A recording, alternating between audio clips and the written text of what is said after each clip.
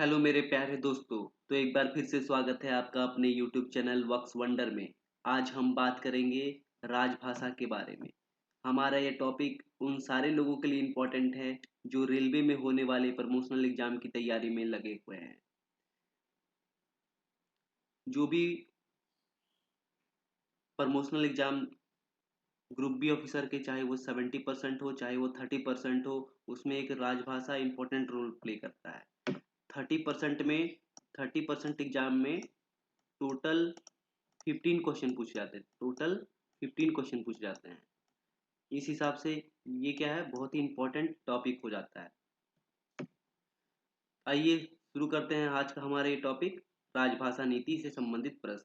सबसे पहला क्वेश्चन है, राजभाषा से संबंधित संवैधानिक प्रावधान भारत के किस भाग में है? तो राजभाषा से रिलेटेड जो भी संवैधानिक प्रावधान है, जो भी संवैधानिक प्रावधान है, वो भाग 17 में दिया हुआ। इसका सही आंसर क्या हो जाएगा? भाग 17। दूसरा क्वेश्चन है, संघ की भाषा के बारे में संविधान के किस अध्याय में उल्लेखित है? तो जो संघ की भाषा है उसके बारे में अध्याय 1 में उल्लेखित है। इसका सही आंसर क्या हो जाएगा? अध्याय 1। तीसरा क्वेश्चन है, संघ में प्रयोग की जाने वाली भाषा के संबंध में भारत के संविधान के किस अनुच्छेद में उल्लेखित है? संसद में जो भी प्रयोग की जाने वाली भाषा है उसके संबंध में अनुच्छेद 120, संसद में, यहाँ पे ध्यान देने वाली बात है, संसद में प्रयोग की जाने वाली भाषा के बारे में। तो इसका सही आंसर क्या हो जाएगा? अनुच्छेद 120 हो जाएगा। और विधानमंडल में प्रयोग की जाने वाली भाषा के संबंध में भारत के संविधान के किस अनुच्छेद में उल्लेखित है? तो इसका सही आंसर है अनुच्छेद 210। संसद में 120, विधानमंडल में 210। संसद में 120, विधानमंडल में अनुच्छेद 210। संसद में 120, विधानमंडल में अनुच्छेद 210। मैं बार बार रिपीट कर रहा हूँ ताकि आपको सुनते ही ये याद हो जाए। अब पांचवा क्वेश्चन है, संघ की राजभाषा के बारे में भारत के संविधान के किस अनुच्छेद में उल्लेखित है? अब ये बहुत ही इंपॉर्टेंट है। अब यहाँ पे संसद के लिए 120, विधानमंडल के लिए 210 और संघ की राजभाषा के बारे में जो है भारत के संविधान के अनुच्छेद 343 में दिया गया है। संघ की राजभाषा के बारे में अनुच्छेद 343, ये बहुत ही इंपॉर्टेंट क्वेश्चन है कि संघ की राजभाषा के बारे में भारत के संविधान के किस अनुच्छेद में है? अनुच्छेद 343। नेक्स्ट है, राजभाषा के संबंध में आयोग और संसद की समिति के बारे में भारत के संविधान के किस अनुच्छेद में उल्लेखित है? तो इसका सही आंसर है अनुच्छेद 344। राजभाषा के संबंध में आयोग और संसद समिति के बारे में, संसद की समिति के बारे में किसमें उल्लेखित है? अनुच्छेद 344। नेक्स्ट क्वेश्चन है, राज्य की राजभाषा और राजभाषाओं के बारे में भारत के संविधान के किस अनुच्छेद में है? जितने भी राज्य की भाषा के बारे में है वो अनुच्छेद 345 में है। संघ की राजभाषा के बारे में अनुच्छेद 343, संघ की राजभाषा के बारे में अनुच्छेद 343, संघ की राजभाषा के बारे में आर्टिकल 343 और राज्य की राजभाषा के बारे में आर्टिकल 345 और राज्य की राजभाषा के बारे में आर्टिकल 345। नेक्स्ट क्वेश्चन है, एक राज्य दूसरे राज्य के बीच में या किसी राज्य और संघ के बीच में पत्रादि की भाषा के बारे में अनुच्छेद भारत के किस संविधान में जो है वो भारत के संविधान के किस अनुच्छेद में उल्लेख है? यहाँ पे क्वेश्चन पूछा गया है कि एक राज्य और दूसरे राज्य के बीच में या फिर राज्य और संघ के बीच में जो भी कॉरस्पॉन्डेंस होगा, पत्रादि होगा, उसके बारे में किस अनुच्छेद में लिखा गया है? तो इसका सही आंसर है 346, अनुच्छेद 346, आर्टिकल 346। अब नेक्स्ट है, किसी राज्य की जनसंख्या के किसी भाग द्वारा बोली जाने वाली भाषा के संबंध में। यहाँ पे क्वेश्चन क्या है? राज्य की जनसंख्या के किसी भाग द्वारा बोली जाने वाली भाषा के संबंध में विशेष उपबंध भारत के संविधान के किस अनुच्छेद में उल्लेखित है? तो इसका सही आंसर है अनुच्छेद 347, अनुच्छेद 347। तो दोस्तों, अगर ये सारे क्वेश्चन जो हैं राजभाषा से रिलेटेड कर लिए जाए तो ये ऑलमोस्ट 80% क्वेश्चन आपके राजभाषा से यहीं से पूछे जाएंगे। तो ये आपका आज का टॉपिक बहुत ही इंपॉर्टेंट होने वाला है। बढ़ते हैं नेक्स्ट क्वेश्चन की तरफ। क्वेश्चन है, उच्चतम न्यायालय और उच्चतम न्यायालयों में अधिनियमों, विधेयकों आदि के लिए प्रयोग की जाने वाली भाषा के बारे में भारत के संविधान के किस अनुच्छेद में है? तो जो भी उच्चतम न्यायालय या उच्च न्यायालय में जो भी अधिनियम बनते हैं या विधेयक होते हैं, उसके लिए आर्टिकल 348 अनुच्छेद 348 में उल्लेख किया गया है। उससे अनुच्छेद आर्टिकल 348, इसका सही आंसर क्या हो जाएगा? आर्टिकल 348। नेक्स्ट है व्यथा के निवारण के लिए अभ्यावेदन में प्रयोग की जाने वाली भाषा के बारे में भारत के संविधान के किस अनुच्छेद है? तो यहाँ पे पूछा गया है व्यथा के निवारण के लिए अभ्यावेदन, तो इसका सही आंसर क्या होगा? अनुच्छेद 350, आर्टिकल 350। तो आप देख रहे होंगे जो भी आर्टिकल है वो 343 से लेके आर्टिकल 343 से लेके अभी तक हमने 350 तक देखा है। जितने भी हिंदी से रिलेटेड है ये सब किस में भाग में आते हैं? अभी हमने देखा भाग 17 में आते हैं। कौन से अध्याय में आते हैं? अध्याय 1 में आता है। संघ के लिए कितना है? 343। राज्य में जो भी होता है उसके लिए कितना है? 345। राज्य में जो भी होता है उसके लिए 345। अब नेक्स्ट है हिंदी भाषा के विकास के लिए निर्देश का उल्लेख भारत के संविधान के किस अनुच्छेद में है? तो हिंदी भाषा के विकास, यहाँ पे इंपॉर्टेंट क्या है? हिंदी भाषा के विकास के लिए निर्देश का उल्लेख, हिंदी भाषा के विकास के लिए निर्देश का उल्लेख, ये इंपॉर्टेंट है। तो इसमें क्या है? अनुच्छेद 351। जितने भी हिंदी भाषा के विकास के लिए आर्टिकल है वो 351 में है। इसमें है अनुच्छेद 351। अब नेक्स्ट है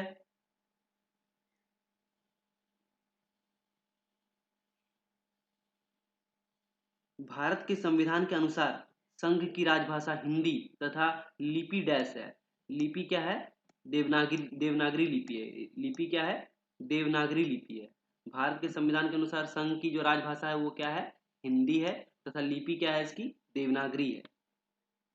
ये बहुत इंपॉर्टेंट क्वेश्चन है। संसदीय राजभाषा समिति में कितने सदस्य होते हैं? तो संसदीय राजभाषा में आपको ऑप्शन दिया रहेगा 10, 20, 30, 40। तो इसका सही आंसर क्या हो जाएगा? 30। संसदीय राजभाषा समिति में कितने सदस्य होते हैं? तो इस 30 सदस्य होते हैं। नेक्स्ट क्वेश्चन है संसदीय राजभाषा जो समिति है कौन सी उप समिति रेल कार्यालयों का निरीक्षण करती है? तो रेलवे में जो होने वाले कार्यालय है, रेलवे के अंदर जो भी कार्यालय होते हैं, कौन सी उप समिति देखती है? तो इसका सही आंसर है दूसरी उप समिति। दूसरी उप समिति देखती है। नेक्स्ट है संसदीय राजभाषा समिति में लोकसभा के कितने सदस्य होते हैं? तो अभी हमने देखा कि टोटल जो होते हैं संसदीय समिति में कितने सदस्य होते हैं? 30 सदस्य होते हैं। और लोकसभा के कितने सदस्य होते हैं? लोकसभा के 20 सदस्य होते हैं। इसका सही आंसर क्या हो जाएगा? लोकसभा के 20 सदस्य होते हैं। संसदीय राज्य समिति में राज्यसभा के कितने सदस्य होते हैं? तो इसका सही आंसर है 10। राज्यसभा से 10, राज्यसभा से 10 और लोकसभा से कितने होते हैं? 20। टोटल हो जाता है 30। टोटल कितना हो जाता है? 30। अब नेक्स्ट है संविधान की किस अनुसूची में भाषाओं का उल्लेख है? तो संविधान की 8वीं अनुसूची में भाषाओं का उल्लेख है। संविधान की 8वीं अनुसूची में भाषाओं का उल्लेख है। संविधान की 8वीं अनुसूची में भाषाओं का उल्लेख है। नेक्स्ट है भारत के संविधान के भाग 17 में राजभाषा के प्रयोजन के लिए कितने अनुच्छेद हैं? तो संविधान के भाग 17 में जो राजभाषा से रिलेटेड आर्टिकल्स हैं वो कितने अनुच्छेद हैं? टोटल 9 अनुच्छेद है। कितने अनुच्छेद हैं? टोटल 9 अनुच्छेद हैं। नेक्स्ट क्वेश्चन है राजभाषा अधिनियम कब बना? तो इसका सही आंसर है 1963, 1963। राजभाषा अधिनियम कब बना? 1963। राजभाषा अधिनियम कब बना? 1963। नेक्स्ट है राजभाषा अधिनियम जो बना 1963 में कि किस धारा के अधीन 14 दस्तावेजों को हिंदी और अंग्रेजी दोनों भाषाओं में अनिवार्य रूप से तैयार, जारी या निष्पादन किया जाना चाहिए? तो राजभाषा के किस धारा के अंदर क्या करना पड़ेगा? जो भी दस्तावेज होंगे उसको हिंदी और अंग्रेजी भाषाओं में अनिवार्य रूप से तैयार या फिर जारी या फिर निष्पादित करना पड़ेगा। तो ये धारा है 33। धारा है 33।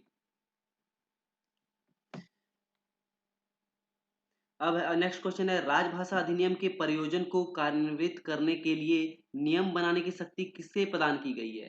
तो राजभाषा से रिलेटेड अधिनियम जो है उसके प्रयोजन में जो भी नियम बनाने हैं उसका उसका जो शक्ति है किसके पास है?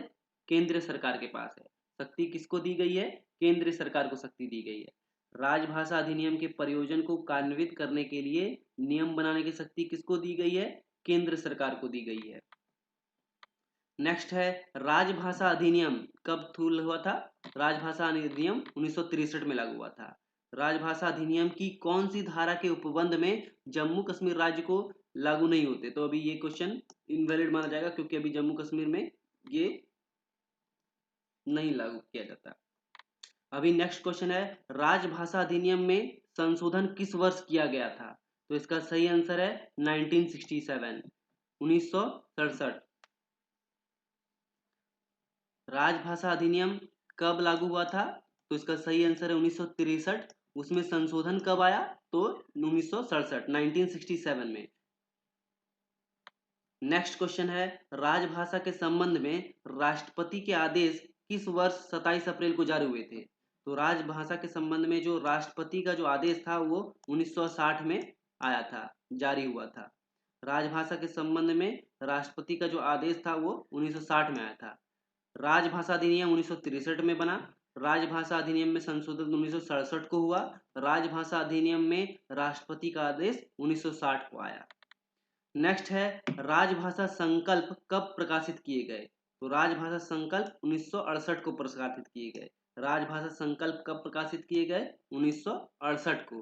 राजभाषा अधिनियम कब आया? 1963 को आया। राजभाषा अधिनियम में संशोधन कब हुआ? 1967 को हुआ। राजभाषा संकल्प कब प्रकाशित किए गए? 1968 को। राजभाषा के संबंध में राष्ट्रपति के आदेश कब मिले? 27 अप्रैल को कब जारी हुआ? 1960 को। अब नेक्स्ट है, राजभाषा नियम कब बने? तो राजभाषा नियम 1976 को बने। राजभाषा नियम कब बने? 1976 को बना। राजभाषा नियम कब बना? 1976। अब राजभाषा नियम में पहला संशोधन कब आया? तो राजभाषा नियम 1976 को बना और पहला संशोधन कब आया? 1987, 1987 को। पहला संशोधन कब आया? 1987 ईस्वी में। नेक्स्ट है कि राजभाषा नियम का विस्तार किस राज्य पर नहीं है? तो इसका सही आंसर है तमिलनाडु। राजभाषा नियम का विस्तार किस राज्य पर नहीं है? तो इसका सही आंसर है तमिलनाडु पे नहीं है। नेक्स्ट है, राजभाषा प्रचार प्रसार की दृष्टि से देश को कितने क्षेत्रों में वर्गीकृत किया गया है? तो इसका सही आंसर है 3। राजभाषा प्रचार प्रसार की दृष्टि से देश को कितने क्षेत्रों में वर्गीकृत किया गया है? 3 क्षेत्रों में इसको बांटा गया है। नेक्स्ट है, अंडमान और निकोबार द्वीप समूह राजभाषा के प्रयोग प्रसार के लिए वर्गीकृत किस क्षेत्र में अधीन आते हैं? तो इसका सही आंसर है क क्षेत्र। इसका सही आंसर है क क्षेत्र में आते हैं। नेक्स्ट है, हिमाचल प्रदेश राज्य राजभाषा प्रयोग प्रसार की वर्गीकृत किस क्षेत्र के अधीन आता है? तो इसका सही आंसर है क क्षेत्र। हिमाचल प्रदेश जो है क क्षेत्र के अंदर आता है। हिमाचल प्रदेश जो है क क्षेत्र के अंदर आता है। दमन और दीव राजभाषा प्रयोग प्रसार के लिए वर्गीकृत किस क्षेत्र के अधीन आते हैं? तो इसका सही आंसर है ख क्षेत्र में। दमन और दीव ख क्षेत्र में आते हैं। नेक्स्ट क्वेश्चन है, दादर और नगर हवेली संघ राज्य क्षेत्र राजभाषा के प्रयोग प्रसार के लिए वर्गीकृत किस क्षेत्र के अधीन आते हैं? तो इसका सही आंसर है ख क्षेत्र। दादर नगर हवेली ख क्षेत्र। दादर नगर हवेली ख क्षेत्र। मेघालय राज्य राजभाषा के प्रयोग प्रसार के लिए वर्गीकृत किस क्षेत्र के अधीन आता है? तो इसका आंसर है ग क्षेत्र। तो दोस्तों, राजभाषा के प्रयोग प्रसार के लिए वर्गीकृत जो क्षेत्र हैं इसके लिए हमने एक डिटेल्ड वीडियो बनाया है। बहुत ही इंटरेस्टिंग वीडियो है, जहाँ पे हमने मैप के माध्यम से आपको पूरा बताया है। तो मैं वीडियो के एंड में आपको वो लिंक दे दूंगा, आप वहां जाके चेक कर सकते हैं। अब बढ़ते हैं नेक्स्ट क्वेश्चन की तरफ। गोवा राजभाषा के प्रयोग प्रसार के लिए वर्गीकृत किस क्षेत्र के अधीन आता है? तो इसका सही आंसर है ग क्षेत्र। तमिलनाडु राजभाषा के प्रयोग प्रसार के लिए वर्गीकृत किस क्षेत्र के अधीन आता है? तो इसका सही आंसर है ग क्षेत्र। नेक्स्ट है, अरुणाचल प्रदेश राजभाषा के प्रयोग प्रसार के लिए वर्गीकृत किस क्षेत्र के अधीन आता है? तो ये भी अरुणाचल प्रदेश में क्या आता है? ग क्षेत्र में आता है। अरुणाचल प्रदेश में किस में आता है? ग क्षेत्र में आता है। अब नेक्स्ट है, हिंदी के कार्य साधक ज्ञान की परिभाषा राजभाषा नियम की किस संख्या में दी गई है? तो इसका सही आंसर है राजभाषा नियम के नियम संख्या 10 में दी गई। राजभाषा नियम के नियम संख्या 10 में दी गई है। हिंदी के कार्य साधक ज्ञान की परिभाषा मतलब हिंदी में किसको वर्किंग नॉलेज है, इससे रिलेटेड जो राजभाषा नियम है उसमें ये कौन से नियम में दिया गया है? तो 10 में दिया गया है। नियम संख्या 10 में दी गई है। अब हिंदी में परिवीणता की परिभाषा राजभाषा नियम की किस नियम संख्या में दी गई है? तो इसका सही आंसर है 9। नियम संख्या 9 में हिंदी की परिवीणता के बारे में परिभाषा दी गई है। हिंदी की परिवीणता के बारे में।